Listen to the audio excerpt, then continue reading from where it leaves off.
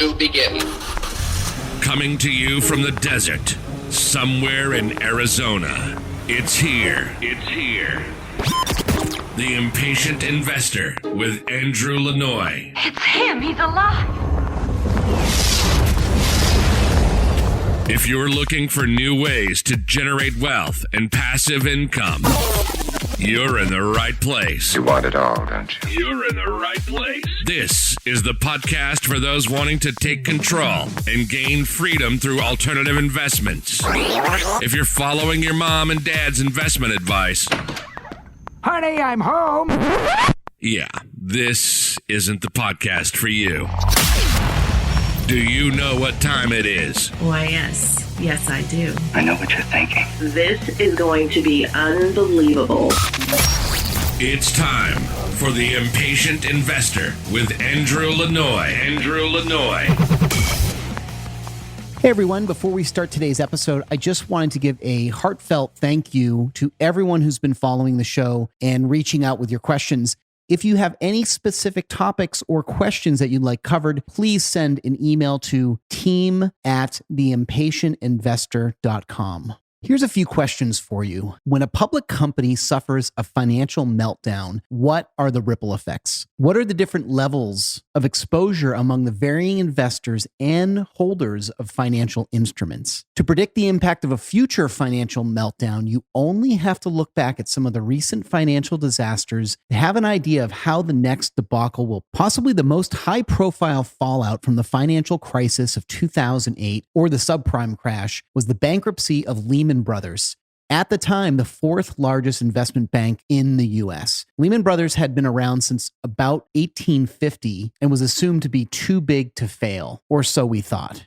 Lehman's financial meltdown was the direct result of its heavy involvement in subprime mortgages. A subprime mortgage is a type of loan typically granted to individuals with poor credit scores, let's say 640 or less, and often below 600.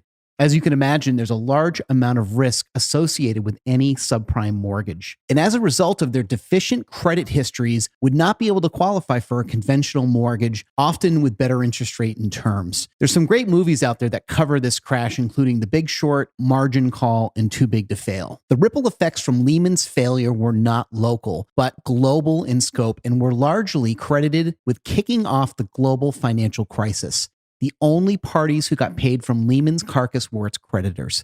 With assets worth $639 billion and debts totaling $768 billion, employees and shareholders were left with nothing. The personal and emotional toll from Lehman's meltdown was catastrophic. From the 26,000 employees who lost their jobs, to Lehman's investors whose shares literally bottomed out, to everyone else who saw their retirements and net worth plummet with the market.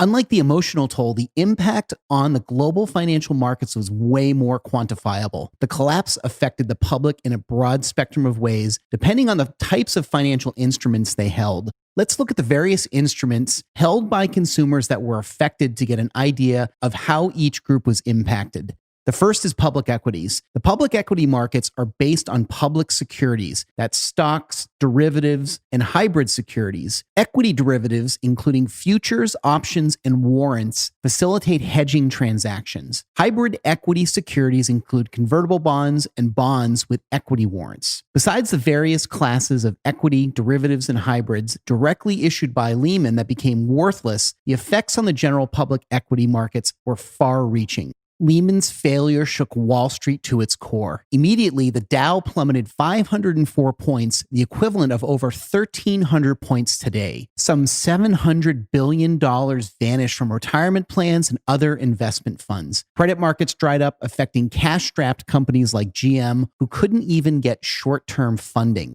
In 2009, General Motors and Chrysler Corporation declared bankruptcy. In March of that year, the Dow Jones plummeted to its lowest level of just under 6,600, a decline of more than 50% since 2007. And the unemployment rate hit 10%. Retirement accounts tied to the financial markets fell sharply. Lehman is not the only recent high-profile bankruptcy. Before Lehman, there was Enron and WorldCom.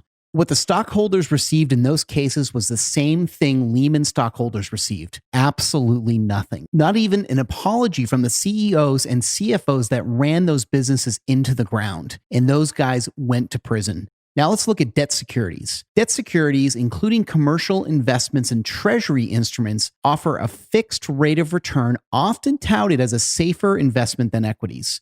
Commercial debt instruments can include bonds and bond derivatives such as bond futures, options on bond future, interest rate swaps, interest rate caps and floors, and interest rate options. And government offerings including treasuries, short and long term. Like annuities, guaranteed returns on commercial bond offerings are only as good as the companies backing them. During the financial crisis, many cash-strapped companies unable to obtain credit from a restricted market were unable to meet their obligations under these instruments.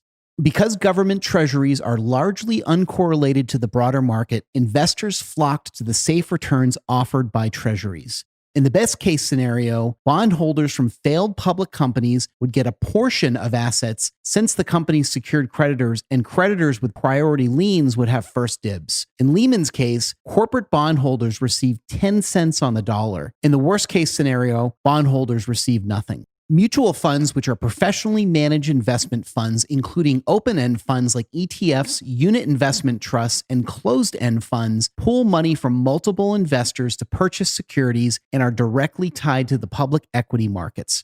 401ks and public pension funds heavily invested in public equities mirrored the downward spiral of the public markets. If you hold mutual funds invested in a failed company, the value of the mutual fund will undoubtedly plummet. That's why in the case of 401ks and pension funds invested in mutual funds that were in turn invested in failed companies like Lehman, Enron, and WorldCom, employees took a huge hit to their retirement accounts. Despite being touted by the insurance industry as a secure investment, annuities are not immune from economic meltdowns. Variable annuities are tied to market indexes, and during the Great Recession, these annuities were pummeled by the markets. Even fixed annuities, which offer guaranteed rates of return, are only as good as the insurance company issuing them. The guaranteed returns are worthless if there is no insurance company around to pay them. If not for a government bailout just weeks after the Lehman bankruptcy, AIG, one of the nation's largest insurers, would have certainly followed in Lehman's footsteps. In the worst case scenario, you would receive nothing if the insurance company behind the annuity went bankrupt. Similar to savings accounts, certificates of deposits or CDs are insured money in the bank and virtually risk-free, but only up to the maximum FDIC insured amount of $250,000. Like annuities and commercial paper, CDs are only as good as the bank offering them. Did you know Lehman Brothers operated Lehman Bank that offered CDs? With the collapse of Lehman, any CD over $100,000, which was the FDIC limit at the time, were paid pennies on the dollar in the bankruptcy. Today, in the worst case scenario, if a bank failed, the most you would recoup is the $250,000 insured amount.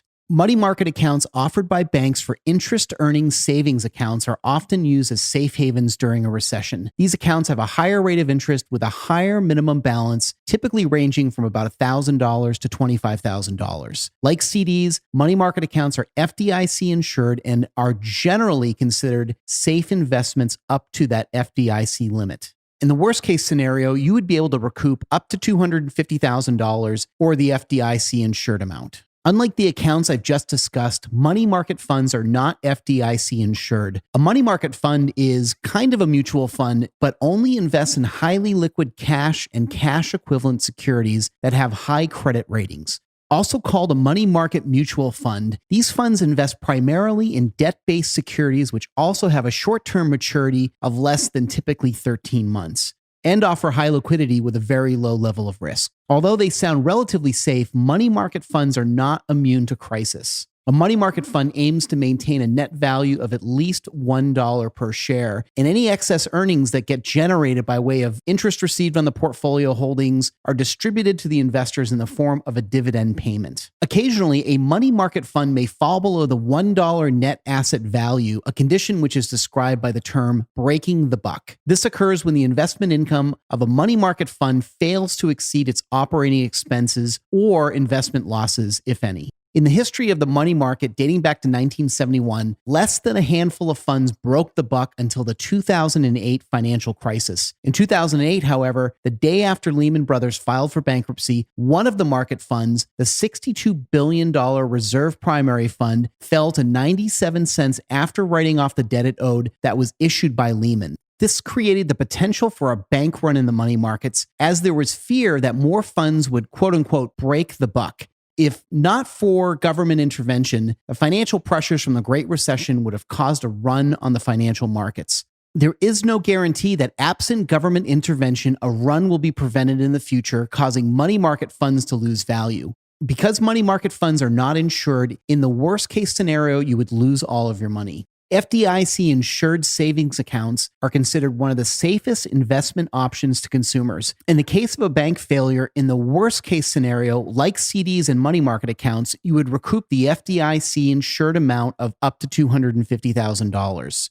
An investor can get an idea of their level of protection from future financial meltdowns simply by comparing the type of financial instruments they've invested in and how these instruments fared in the last financial crisis. Public equities and the various institutions invested in public equities, like 401ks and pension plans, are the most exposed and offer the least amount of protection in a meltdown. In the worst scenario, you can lose everything. At the other end of the spectrum of protection are government debt instruments like treasuries that are considered to be the safest form of investment backed by the full faith and credit by the United States government. In the unlikely scenario that the government goes bankrupt, your government treasuries are safe. Next to the government treasuries are FDIC-insured bank products, which offer a fair amount of security, but not 100% security, as these investments are only insured up to $250,000. In the worst case scenario, you lose everything but the $250,000. Then there's everything else in between, including commercial bonds, annuities, and money market funds. The bottom line is, without the backing of the full faith and credit of the federal government or government-backed insurance, every other financial project has full exposure,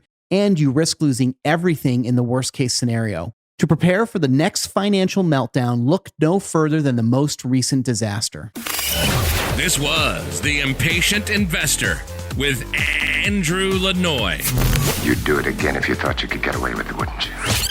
Visit theimpatientinvestor.com for more episodes, and be sure to share this podcast. Now, don't tell me you're taking all this seriously. No, seriously. Go share it and rate it on iTunes today.